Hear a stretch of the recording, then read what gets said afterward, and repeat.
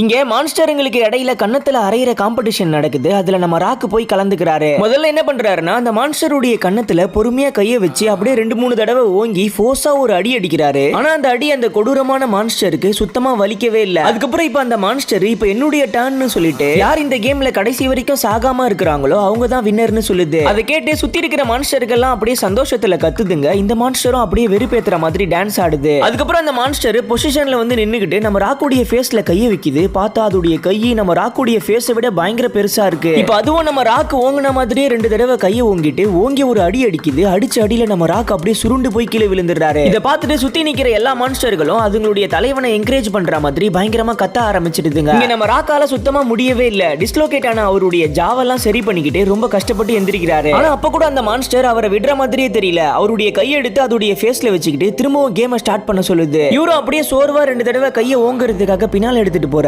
அப்ப உடனே அவருடைய ஃப்ரெண்டு ஒரு மேஜிக்கல் மெட்டல் கையை நம்ம ராக்குடைய கையில பொருத்தி விட்டுறாரு. பொருத்தி விட்டு அடுத்த செகண்டே சிரிச்சுக்கிட்டே நம்ம ராக்கு ஓங்கி ஒரு அரைறாரு. அரைஞ்ச வேகத்துல அந்த மான்ஸ்டரே போய் கீழே விழுந்துருது.